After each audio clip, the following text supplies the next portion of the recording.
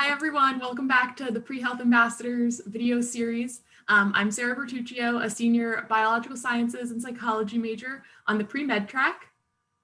And my name is Lila Burley. I'm also a senior majoring in cell and molecular bio with a focus in biochemistry on the pre-med track. And I'm Mike. I am also a senior cell and molecular biology major, concentrating in biochemistry on the pre-med track. And we are grateful to be here with Lizzy, who we are interviewing today. She's going to tell us a little bit about herself. Yeah, awesome. Yes, I'm Lizzy Tutu. I graduated from URI in 2016. I was a biological sciences major with a minor in psych on the pre-med track. And now I attend Loyola Stritch University School of Medicine in Chicago. Thank you, Lizzy. And just the first question, very generally, what factors influenced your decision to choose medicine as a career? Yeah. I mean, it's going to sound super cliche, but I think the biggest influence was my desire to help people. I think, you know, in all of the different jobs that I've had, and even just interpersonally, I love being that helping person. So just wanting to connect and make sure that people can reach their potential, I think was a big driver for me.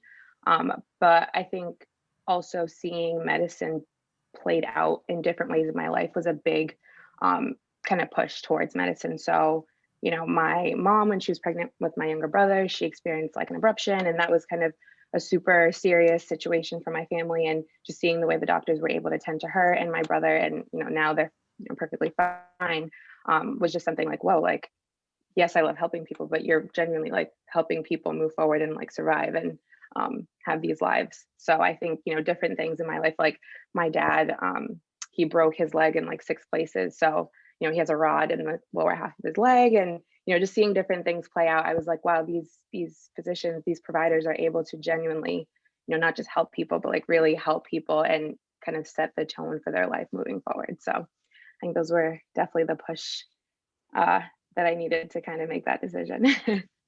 That's really awesome and very relatable.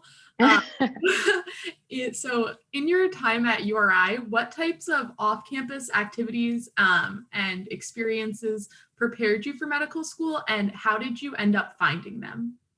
Yeah. What I will say is that URI has a lot of opportunity to be involved and to be active, even if it's not, you know, explicitly related to, you know, medicine or the health sciences. I think just whatever you do, I think it's a way to interact with people, find ways to be a leader, and just kind of be dedicated to something. So for me, I was a sales ambassador. So for the College of Environmental and Life Sciences, I was a sales ambassador for undergrads. And so kind of getting them acclimated to the school and, you know, figuring out their classes, giving advice. I think that was something that helped me figure out, kind of reflect on what I had done in my time, and be able to pass on some information that was helpful. I also was in Seeds of Success. I don't know if they still have that, but it's an org basically that was for STEM students, underrepresented STEM students. And, you know, they talked about barriers to, you know, opportunities and just challenges that we faced as undergrads who were pursuing these, you know, STEM related careers, and how we could work together to overcome those barriers. So that was a really, really nice way to build community and also like stay motivated when things got really tough or you're feeling discouraged. You know, there are people that were able to say like, hey, I'm on this journey too. And like, I get it. I'm here with you. Like, it's hard and we're still going to do it.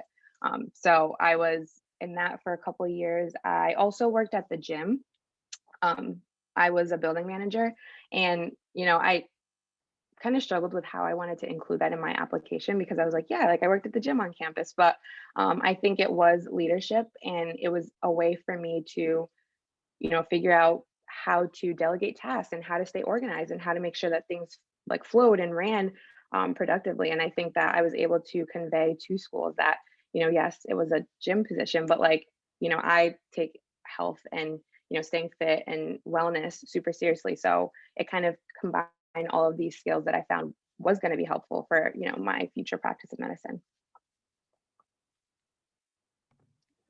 Thank you so much for also addressing kind of how you integrated that into your applications. I think that's super cool. I know a lot of people worry about that. And so were there any particular like setbacks that you dealt with as you were, progressing to medical school, or could you talk about those? Yeah. I think a big challenge or was a big challenge for me was almost the things that I had told myself that were going to be things that I couldn't overcome. I think, I was born and raised in Rhode Island, and in my head, I was like, well, you got to get out of Rhode Island. You got to go to these big, like, well-known schools. You have to, do all of these summer programs, or you're doing bench research, and you're meeting all of these super famous physicians. And I think I told myself for a long time that because I wasn't able to do that, I wouldn't have a good enough chance to make it to med school. And I think that was a big setback, just kind of those inner thoughts that I let kind of get really big and really loud, and kind of steered me away from, making the connections on campus and in Rhode Island that I could. So for me, like, I guess like my inner critic was a big setback for me. But another setback was, like I mentioned earlier, not being able to use my summers, I guess, um, to do certain programs. I think there are a lot of programs that are available to pre-meds where you can, you know, not only do research, but you can study for the MCAT, and you can make, connections and network.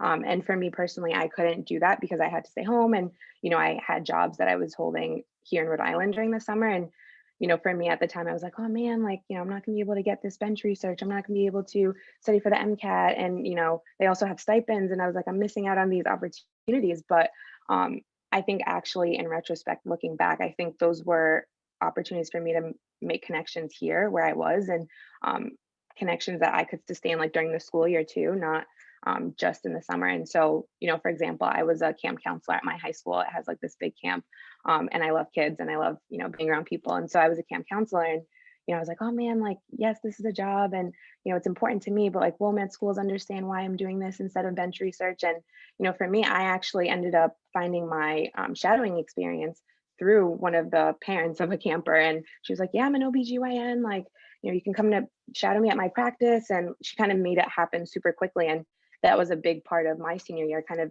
confirming like, oh, this is something I really want to do. And this was an opportunity that I wouldn't have had, if I hadn't worked at the camp. So I think that setbacks can be self-perceived setbacks, but they can also be setups for things that can be super helpful, especially when you're going to apply and show that, yes, I didn't do what everybody else did, but here's still what I got from it, and here's how it's helpful.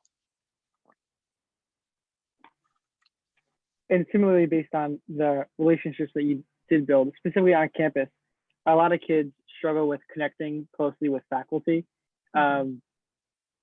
based on the availability of opportunities, or it makes it difficult to connect through classes, especially now that things are on Zoom. Getting face-to-face time with a professor is hard. So what ways were you able to connect with faculty at URI during your school year or otherwise? Yeah, I think URI is a big school, and I came from a super small high school where like you had an advisor and they knew everything about you. So for me, that was something that was really tough at first, feeling like, how do I connect with, my professors when I'm one of like 110, or I'm one of, 200 for some of those, entry level bio classes. Like, how do I stand out? How do I make these connections? And I think it really comes down to making an effort. I think, office hours, like going into the office hours, I know now probably looks a little bit different, but, jumping into the office hour Zoom and saying, hey, my name is so-and-so, and I'm in your class. And, even though I don't have any specific questions, I just wanted to let you know that, these are my hopes for, my future, and this class is, going to get me there. And, if you ever have any, hints or, tips and tricks type of thing, I'd welcome it. And just kind of going out of your way to build that connection. I think, yes, it's easy to kind of fall in the background when you're not kind of putting that effort in to say, hey, like, I know it's a big class, but let me introduce myself, and let me sit at the front of the class. Let me introduce myself, and make sure that, the teacher knows who you are. I also was in the honors program, and so those classes became smaller. And so I think it was easier to have those, close relationships with professors. So I think maybe looking for opportunities within the academic schedule, like, those upper level classes, or like electives, things like that. There are ways to connect with faculty, even though it's a super big school, and it can feel like you're just kind of one of many. Thank you.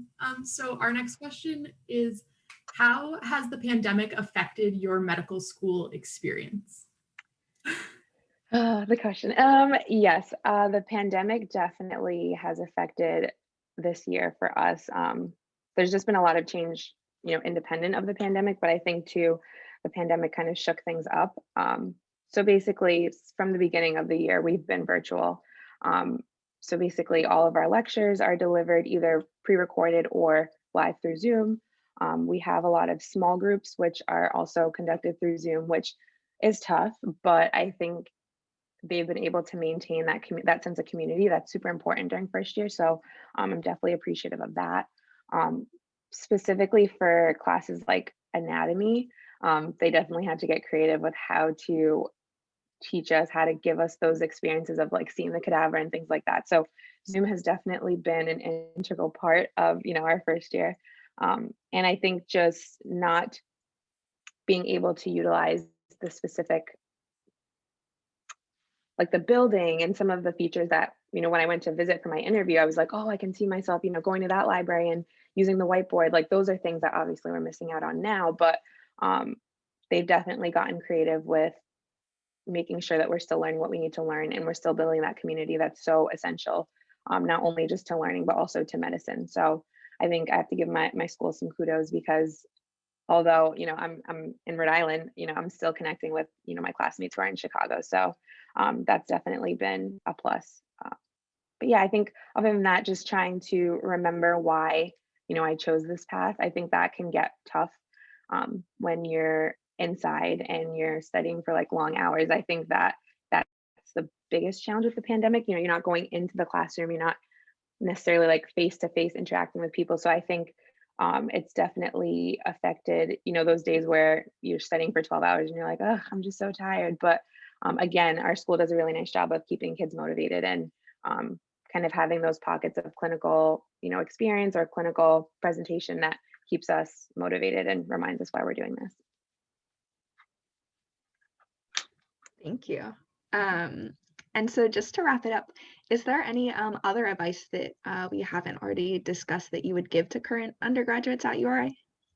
Yeah, I would say, I definitely, like I said earlier, I definitely got down on myself because I felt like I wasn't doing things that other pre-meds were doing, or, what I was doing going to be viewed as important or, relevant. And I think my biggest set of advice is just, focus on your journey, and what happens to someone else and what someone else is doing, it doesn't necessarily match or need to happen to you. And kind of just believe that whatever you're doing is going to be relevant to not only like your future practice in medicine, but like who you are and who's practicing the medicine. So just making sure that everything you do feels genuine to who you are and who the type of person you plan to be in the future. And like staying motivated, and don't let like one bad grade or one really difficult class kind of deter you, because the classes are hard and no one can take that away from you. And I think just the fact that you stay in it and you say, okay, like Orgo 1 was really tough for me, but like Orgo 2 I was able to get a better grade. And I think that's what speaks to the schools, staying motivated and being able to persevere and endure those like really tough classes and those long nights. I think that's the biggest winner in terms of med school. So just hang in there and it's possible. Thank you. Yeah.